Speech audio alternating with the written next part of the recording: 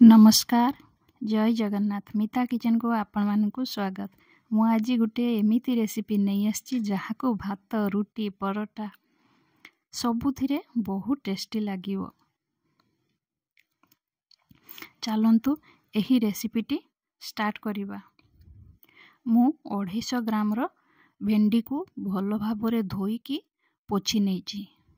सेथिरे बिल्कुल भी पानी रहिबोनी। भेंडी रे पानी रहिले चिपचिपा लागिबो। तो मु याकू टिके बड़ साइज रे भेंडी गुड़िक काटी नेछि।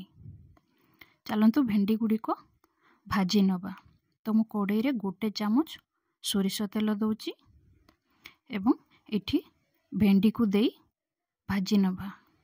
एठी लूण हळदी किछि दबानी, प्लेन एमती भेंडी को भाजी नबा। एबे चलंतु मसला रेडी करिबा। कड़ाई रे 2 चामच तेल देली, सेतिरे गोटे बड़ इलायची एवं दालचीनी, आधा चामच जीरा एवं गोटे बड़ साइज रो पियाज को मु छोट छोट काटी नेछि। ताकू देई भलो भाबरे भाजी नबा। पियाज रो कलर टिके चेंज हे गले सेतिरे अदा रसुण छेंची रखिछि ताकू देई दबा एवं ताकू भी भलो भाबरे भाजी नबा। 2टी टमाटो को मु चॉपर रे चॉप कर नैथिली ताकू मध्य दबा। टमाटो सॉफ्ट होबा पई मु एथिरे स्वाद अनुसार लूण दउची एवं याकू भलो भाबरे कसी नबा। देखंतु टमाटो टी मोर सॉफ्ट हे आसिलानी। एबे एठी हमें पाउडर मसला दे दबा।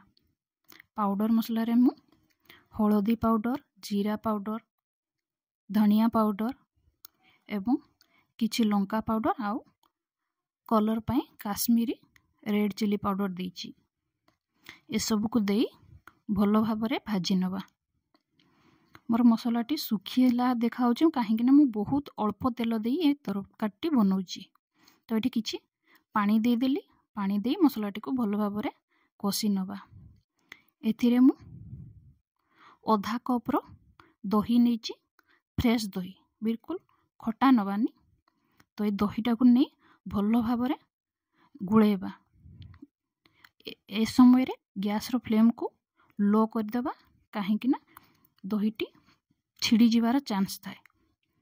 तो एबे मु आधा चामच गरम मसला दे देली एवं गोटे चामच रो कस्तूरी मेथी को हाथ रे भलो भाबरे गुंड करिकी दे दबा। कस्तूरी मेथी रो बासना बहुत सुंदर आसे। जे कोनोसी तरकारी पकांतु बहुत बासना आसे कस्तूरी मेथी रो। तो ए सब देई भलो भाबरे कसी गला परे एठी मु भेंडी को देई देबी। भेंडी को देई भलो भाबरे कसी नबा।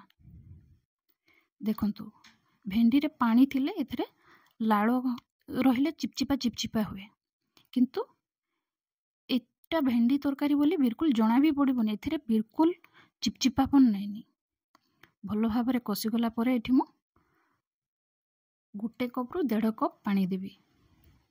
तो आपण माने चाहिए एठी भात रे खाली टिके अधिका पानी देबे। तो मु एटा रुटी पई बनौची तो मु अल्प पानी देइची। आ आपण मानकु अनुरोध मोर ए रेसिपी भलो लागले प्लीज लाइक शेयर सब्सक्राइब कर देबे एवं पाखरे थिबा बेल आइकन को दबेबे जहाँकि मोर आगो को आसुथिबा वीडियो नोटिफिकेशन आपण मन पाखरे पहुंची जिवो। देखंतु मोर तरकारी टी होई आसलानी। आर कलर देखंतु केते सुंदर हेजी। तो एबे मु गैस रो फ्लेम को ऑफ कर देली। देखंतु तरकारी मोर होई सलानी। एबे मु ताको सर्व कर देबी। आ आपण मानकु अनुरोध प्लीज सब्सक्राइब कर देबे एवं लाइक करिवे। जय जगन्नाथ।